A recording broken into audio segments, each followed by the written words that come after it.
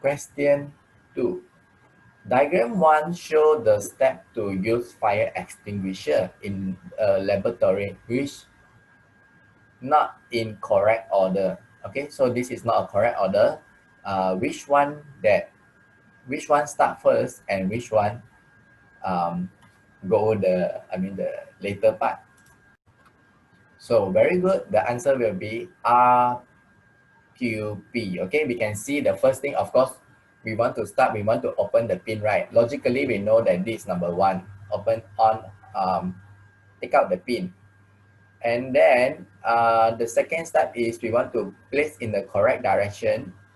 And number 3, okay, then we start to on it. Okay, we can see there's a thing coming out from it. So there's the last step.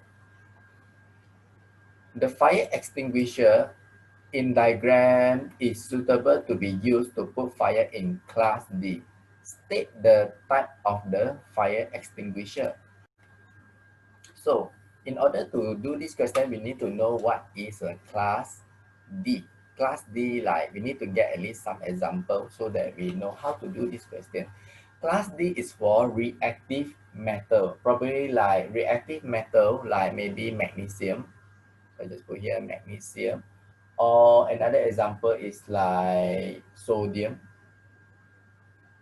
So we know that this thing is a reactive metal, like it can explode or it's easily to be burned.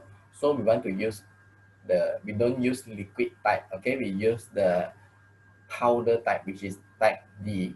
So the answer will be the dry powder, okay? Because we use dry powder to extinguish the reactive metal, okay? Remember this. Which type of extinguisher do you use to fight against gases fire if dry power extinguishers is unavailable? So from this question, we can see that instead of using dry powder, already unavailable.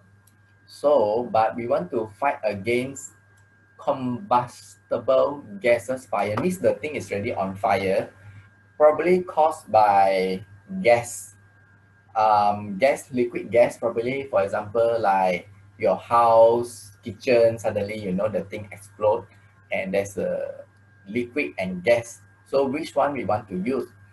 So we can use carbon dioxide fire extinguisher. Basically, the most common thing for fire extinguisher is the dry powder, because you can almost use everything by dry powder.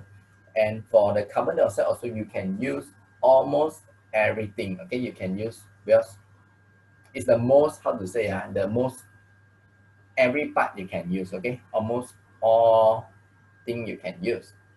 The next question, does fire extinguisher have expiry date? Explain your answer.